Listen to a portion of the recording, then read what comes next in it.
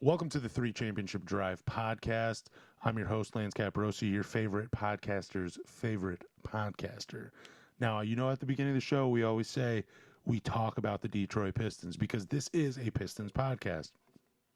But before we get into it, I want to share something with you guys. Share something that is a problem that I have. You could probably call it an addiction if you wanted to. I wouldn't be blaming you. It is cheesecake. I have a real love for cheesecake. We went to Costco the other night, and there was a pistachio cheesecake that was available for sale. So I looked at my wife and I said, "Can we get it?" She said, "Go ahead." So we bought it, and this thing is freaking delicious. Like, I could have it for all three meals. I could eat it for breakfast. I could eat it for lunch. I could eat it for dinner. I could even eat it for snacks in between. That's how good it is. I wish I could. Now, I am an adult, so I really could do this if I wanted to, but I do have kids and I'm trying to set an example. But today, I, whatever health kick, whatever streak I was on for eating healthy and like eating clean, it all went out the door today. It all went out the window. I had 4 pieces of cheesecake. My intention was 1, then went to 2. And then I was like, man, two's enough. Two's enough. And then my son was like, "Can I have a piece?" And I'm just like, man, I know what's going to happen. I'm going to cut this piece for you, and you're not going to want it. That's fine, because then I'll eat it. So that was my 3rd piece. And then after dinner, I was like, man, I'm going to have one more. Why not? I went on a bike ride today. I did a lot with my kids. Summer vacation. We did a lot in the sun. And pistachio cheesecake made me feel pretty good. So that's why we did it. Yeah, but it was a lot of cheesecake, and I definitely have a problem. I realize I cannot have that in the house because it's like any sweets. I want to blame my kids for the sweets just leaving as soon as they come into this house, but it is me. It is me. I have a problem. I have a hard time saying no when it comes to sweets, dude. Just like so many people out there, I have a problem and I can't. The only time that sweets doesn't bother me is when I'm in the barbershop. When my hands are busy, if I'm busy. If I'm just sitting there not doing anything, yeah, dude, sweets. I'm going to the C store and I'm just grabbing a brownie real quick to satisfy that craving that I have. I promise you we will talk about the Pistons, but I just want to say thank God we live in a universe where cheesecake isn't illegal. I'm glad it's not a banned substance. I'm glad it's something I can go to the store every day and buy. I can even buy individual pieces. I can buy mini versions of them. I can buy them so small where I can throw them on ice cream. That's a great universe. I I don't even want to imagine living in a universe where cheesecake is banned. Like, I don't want to be on my knees begging for a slice of cheesecake. You know what I mean? The things that I would do for a piece of cheesecake if we lived in that universe, I don't even want to think about. My eyes are wide because my imagination is just running rampant. So thank you. Thank you. I am born in this universe where cheesecake is perfectly legal and I don't have to take alternate routes to crave my feeling of emptiness when there is no cheesecake present. So, yeah, dude, cheesecake, that's my big battle in life. Nothing else. There's no real serious thing. It's just cheesecake. That's my biggest battle. All right, we're going to talk about the Pistons, I promise. We're going to talk about Trajan Langdon's draft press conference. I didn't even know he did these things. I was so oblivious to it. I get an alert on my phone and there's like, hey, there's this press conference. You can click this link and you can watch it. I did not watch it. Someone posted some notes and I read a couple articles about it, so I got an idea of what was going on. It is largely about the 21st pick, the roster construction. He mentions a big 3 in Detroit. It's pretty exciting stuff. Mentions that they want to re-sign Jalen Duren. No surprise there. But overall, it was a good press conference. I got to say, Trajan Langdon, he has a great sounding voice. Like, he's just so comforting when he talks. Like, if he failed as a GM of Detroit and got fired, it wouldn't surprise me if he started narrating books for Audible. It wouldn't surprise me. Like, I could listen to, could you imagine listening to Lord of the Rings with him speaking it? That would, him narrating the books, that'd be incredible. That would be incredible. I wouldn't be able to listen to it while I'm driving because I might fall asleep, but it would still be incredible. So he has a second career waiting for him if this thing in Detroit doesn't work. But let's get into this. So Langdon says he expects all of their guys to get better and that their best way of getting better is eternal growth, but they will continue to look at other pieces to acquire. This had to do with like the big three. He talked about how Detroit has a big three and they're looking for players that suit them. Now you have to imagine the big three would be Cade, Asar, and Jalen Duren, because those three, you could say that they've probably been the most responsible for turning this thing around in Detroit. I mean, you could point to other players. You could say, well, like Malik Beasley, he brought a type of aura to Detroit. Isaiah Stewart, he fits the culture. Duncan Robinson, he brought more outside shooting. Tobias Harris, he's unk. We've made the playoffs the 2 years he's been here. You could point to that stuff and say, okay, yeah, they're also probably they also play a part in turning this thing around. But largely the credit is due to Cade, Asar, and Jalen Duren, because two of them are all NBA team members and one of them's an all defensive team member. Like, they bring a unique skill set to the Detroit Pistons. I hate when GMs talk about eternal growth, because like that's something that we keep hearing as Detroit sports fans. Like, I only watch the Lions and the Pistons. I do pay attention to the Tigers. I do love going to baseball games. I just don't watch enough of it on TV to speak about it. In hockey, great sport. It just doesn't do it for me. Like, I don't really get excited. I love going to hockey games. Like, there's nothing better than even minor league hockey games. They're incredible. But largely in Detroit, and I'm sure someone could leave a comment or email me or send me a message or whatever. But like, it feels like as Detroit fans, we've always had GMs that are always looking for eternal growth. They're just waiting for things to materialize for the guys that are on the roster. They're waiting for guys to turn it up a notch, and they're just like, look, we have homegrown talent. Like, it just feels like a lazy GM thing to me. Like, I want a GM that is confident in the moves that they're making, can look at a roster from top to bottom and say, this is what we need to go over the hump, and then go out and get it. Like, and willing to, like what Troy Weaver said, willing to empty the clip to make a contending team. That's what I want to see from Trajan Langdon. I just don't want to hear about eternal growth. Like, we're going to get better if, once our guys get older and they mature. And we're just going to find some marginal pieces. We're going to find some fringe NBA players that are going to help us turn up, that just accentuate what these guys do. Like, no. If there's a move to be made to turn this team in from a second round team to an Eastern Conference Finals, to an NBA Finals team, that's the move I want you to make. I don't want to wait for eternal growth. I don't want to waste Cade's years in Detroit. I don't. Like, I feel like with every great player, you have a couple of windows. You have a first championship window when they're like in their mid to late 20s, and then you might have a couple down seasons after the roster turned over. Then you can have another one in their early 30s or something. Like, you can open the window multiple times with one great player if they're willing to stay here. But if you fail them season after season after season and you don't make the roster better, you're wasting their years. So, like, I don't know, like, you're on Cade's timeline. Is there enough time for eternal growth? Is there enough time for Asar Thompson to figure out a jump shot? Is there enough time for Jalen Duren figuring out more to his offense? Is there time for him to get better on defense? Is there time for that on Cade's timeline? Is he going to be okay with eternal growth? Is he okay with a slow burn? Or does he want the candle to be melted down before he gets to blow it out on his birthday cake? Is that who he is? I don't know. But, like, just hoping that the team gets better on their own while you make marginal moves to improve the roster, that is just failure. That is just, there's not going to be success that comes from that, in my opinion. I'm not someone that likes to sit and wait. I'm someone that wants to make a move. I'm willing to take a risk. Like, if you tell me Trey Murphy or Tyler Hero is available, or some other all-star or potential all-star is that provides more than what one of the guys on this team does, you better go out and try and get them. That's what you need to do. You don't wait for eternal growth. You don't. Like, there's not, you can point to a few championship teams and say, well, these guys did it. Yeah, but we're not those teams. Like, I know the Pistons of the 80s did it. They built it largely around Isaiah Thomas, Joe Dumars, and Dennis Rodman. But then you still had Bill Laimbeer. He was an internal thing. You had Mark Aguirre. Like, you had guys that came from other teams that brought a different skill set. That's what I want to see.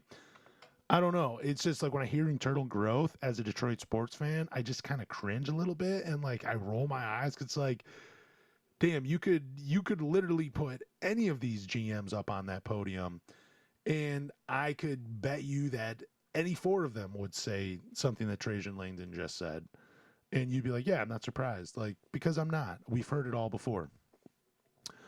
Now, Trajan Langdon, another note that I wrote was he talked about defense. He talked about winning a title as a defensive first team, and he says, I still believe you've got to defend to win a championship. I think that's critically important. Do you have to have enough offense? Sure. But I still think you have to be one of the best defensive teams to win a championship. Yeah, I don't disagree with that at all. Basketball is still played on both sides. You have to have a good offensive team. You have to have a good defensive team. You look at the Knicks, and when I Google search this, and I'm looking at it right now, they were fifth in defensive rating. They were number one during the playoffs. Like, they turned it up a notch defensively. But they had, like, if you were to tell me, do you think the Knicks are built on defense or offense? I'm going to say offense every single time. Like, I think if you have a good enough coach in there, he can build a defensive scheme. Now, a couple of things have to be in place. You got to have high IQ players, but they also have to be willing to put the effort in defensively. Those are the two things they need. You don't have to be some crazy athlete with a long wingspan to be a great defender. You have to put in effort, and you have to know where you need to be defensively, and that comes with IQ. That just comes with a good coach reminding you and telling you this is where you need to be on defense. Individually, you can't stop anybody, but together as five, we can stop a team from scoring on a few possessions. And I think that's really all you need. Like, I mean, basketball today is so heavily favorited to the offensive teams that you can look on paper like, man, we're the fifth best defensive team in the league. Dude, you're still average. Your opponents are still scoring 104 points on you. Like, I mean, you're just scoring 110. Like, defense is not played like it was when Ben Wallace was roaming the paints. How many times have we heard this? We know this. So, like, to say that defense is kind of like the most important thing I'm looking for. I know he didn't say those in that exact words, but that's how I'm interpreting it. It's like, dude, no, I don't think, because if defense was so important for you, you wouldn't have Jalen Duren on this team as your five. You would have looked to unload him a while ago. But that goes back to the internal growth where it's like, I think this guy could be a very good defender if I just give him time. No, I mean, you can say a team is built on defense, and I do think it's still important. I think because you have to get stops. You have to stop the other team on occasion. But more importantly, you have to outscore them. That's why when we look at this Pistons roster, we're asking for more shooting. We're asking for more playmaking. We're asking for more shot creation.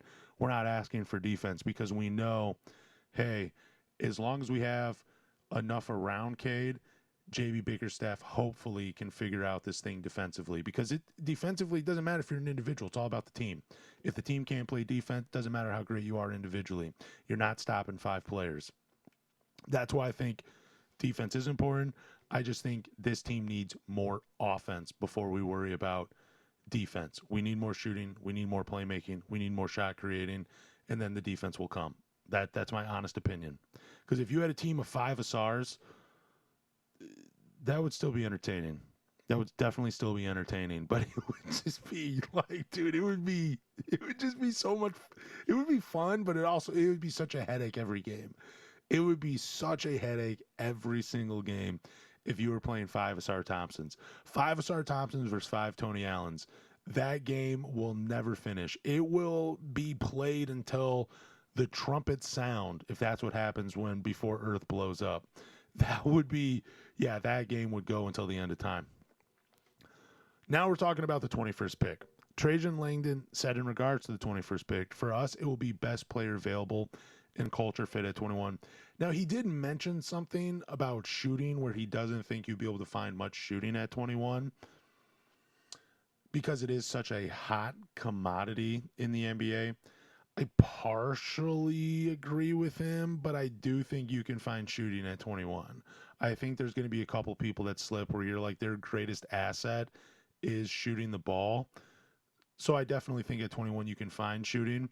I don't necessarily agree with him that you can find ball handling and playmaking more specifically at 21, just because those are different skill sets. And like, not every, I feel like the list is longer for guys that can shoot the ball at a above league average than there are guys that can play make and create at an above league average. I just feel like there's a few guys in this draft where you're like, yeah, they can really do a lot offensively, but there's a lot of guys in this draft where you're like, in the right system, they'd be able to get a lot of shots off, and they'd probably hit 35, 36, 37% of them.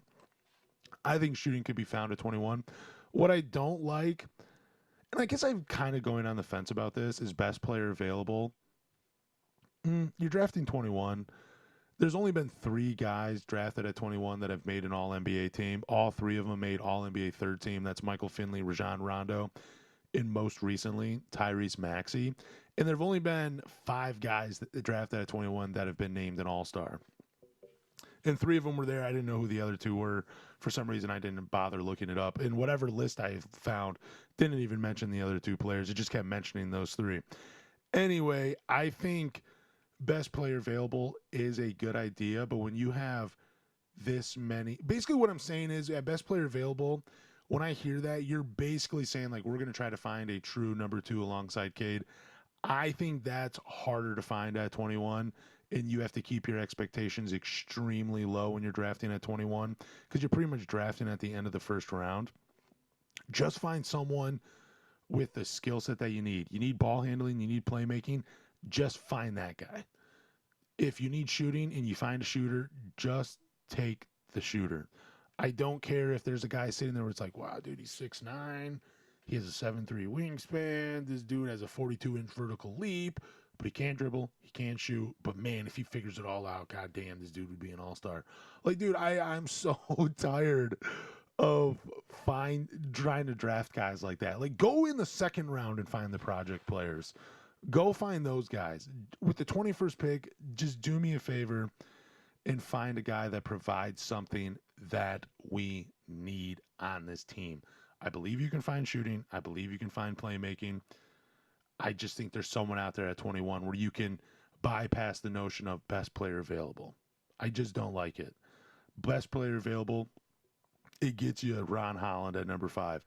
Best player available, it gets you Jaden Ivey at number 5. Best player available, gets you Asar Thompson at number 5. Where it's like, okay, it's a lot of guys that are athletic that can't shoot. It's crazy. It's crazy. Now, that's the 5th pick and the 21st pick, but I don't want to go down that rabbit hole. But, yeah, best player available at 21. I understand the logic, but I'd rather just find someone that provides something for this team. There's a lot of weaknesses. Find someone that provides one of those strengths. I think you can do that with the 21st pick. He also said he doesn't expect to move down in the draft. Like, there's a shot for them. If there's a chance for them to move up, that's what they're going to do. I'm just curious who they like inside the top 20 that they're nervous about not falling to 21. I am very curious about this. This is going to be an exciting draft because, man, it feels like we haven't drafted this late in the first round in a long time. I think the last time the Pistons found any notable player past 21 was Tayshaun Prince. That was when I first started getting into basketball, and he was the first pick that they made when I was a Detroit Pistons fan.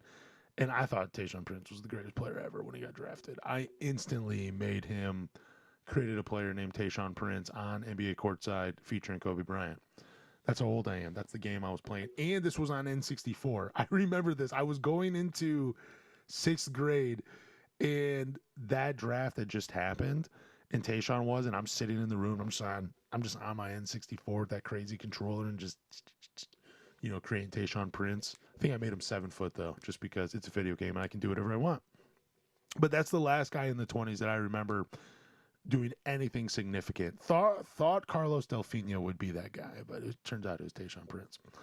Anyways, I'm losing my train of thought. I'm just going all over the place right now. But Jalen Duren, so this is his thoughts on Jalen Duren. He said, we really want Jalen Duren here. And then he mentioned there's certain things he can't say because it would violate the NBA CBA. I don't know what Pistons fans expect him to say about Jalen Duren. Like, I haven't had any conversation with my clients in the barbershop about this press conference because I know there's a few of them that do pay attention to it. But like we have had talks about Jalen Duren where just like he says everything right. And it's like, dude, well, what do you expect him to say? Like, I mean, do you really want him to sit up there and just trash Jalen Duren? Or would you rather him just say, like, hey, we hope Jalen Duren stays here in Detroit. We hope we can get something worked out. Like, that's the correct thing to say because, like, if he goes out and says, dude, look, Jalen Duren is not my guy. I'd rather have someone else. And it's like, this is what I'm looking for. Jalen Duren's going to provide this. And then they ultimately end up signing Jalen Duren. There's just going to be a lot of tension in that front office. Like, you just don't want that. I don't want a messy breakup. So, like, he's saying everything right. I don't know what you want Trajan Langdon to say about Jalen Duren. So I'm looking through my notes, see if there's anything else on here. He did talk about, I can't believe people continue to bring up Malik Beasley. And he said, no, I have not talked to him. He doesn't have an agent right now, so that would make it hard. And then I asked if he's personally talked to Beasley. I have not talked to him about coming back. But the crazy thing about all of this today when it comes to Malik Beasley is how many fans, like whether it's the Facebook pages or on Reddit, were just making posts about Malik Beasley coming back and like, well, how much would you sign him for? Like, I saw that these guys posted that he's coming back. What do you think he fits in? It's like, dude, he's not coming back. Like, he'll most likely never play another NBA game again. Like, even if he doesn't, even if he just gets, I think the FBI said we haven't found anything on him or something like that, and we're not investigating him anymore. But then I was reading, actually, I know someone that worked in the FBI. He's a client of mine. He's retired. I'm going to ask him if he knows anything about this, and I hope he does. Like, I'm sure there's someone he could talk to. That just hit me where I was like, dude, I have a source that worked in the FBI where I could ask them what does this mean when they say this about Malik Beasley? Because I think it was something like we're no longer investigating him, but like he's still part of the larger investigation. I'm curious to what he means by that. Because I just don't think Malik Beasley's playing in the NBA again, dude. How many more posts are we going to get about Malik Beasley? Or is this going to go on for another 2-3 years? When do Pistons fans forget? It was a great season. He should have won Sixth Man of the Year, in my opinion. I understand Payne Pritchard won it. Boston had a great year. But the impact that Malik Beasley made off the bench for the Detroit Pistons, he helped turn them around from a 14-win team to 48. I'm blanking, but I think it was 48 or 44 or 46, somewhere around there. He deserves Sixth Man of the Year. He deserved it. He was a great player. He was a lot of fun to watch, but like it's over. It's over, Pistons fans. He will never wear a Pistons jersey and play for them. He might wear one out and about. You might even see him walking around Detroit looking for a haircut. But like him playing meaningful minutes for the Detroit Pistons, dude, that's done with, man. That's done with. Like it sucks for him. Hopefully everything goes well. And, you know, he can move on with his life. Maybe he can play pro basketball somewhere else.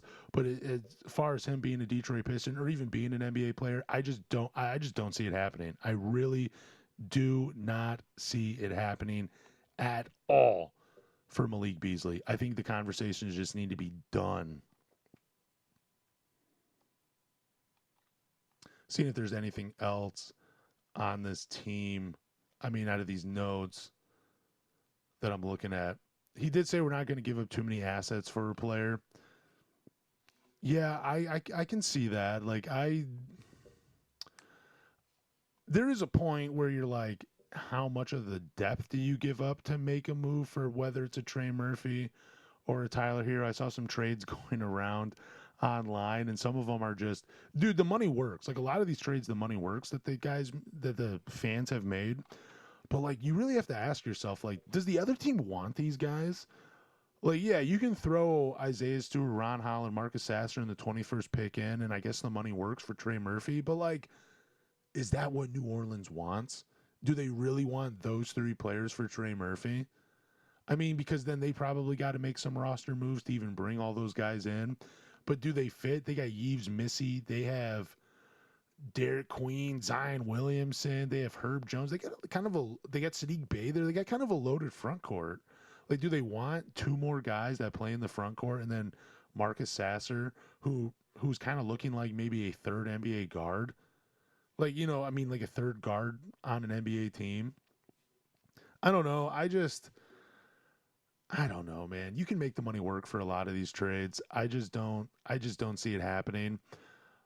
But then again, like, I mean, if you can trade Isaiah Stewart in two pieces for an all-star, I think you got to do it. I just don't see that happening with him. I don't see a team out there looking at Detroit's roster and saying, "Yeah, I'll take three non-starters and I'll give you a starter," because that seems reasonable. It just blows my mind. I'm not worried about him trading too many assets. I think he values first and second round picks. He knows how valuable those are going forward in the NBA, what kind of moves you can make with them. I just don't see Trajan Langdon moving a ton of assets just for a so-so move. It would really have to be a home run move for him to trade multiple assets. There were other things I wanted to talk about on this episode, but I'm just going to save them before the draft because my goal has been to do an exclusively just a draft episode and like really just put the scout hat back on and just deliver something that you guys are like, I can't believe he can do this. But really, it'll probably just more be like, hey, this guy, he looks good with the ball in his hands. He can dribble.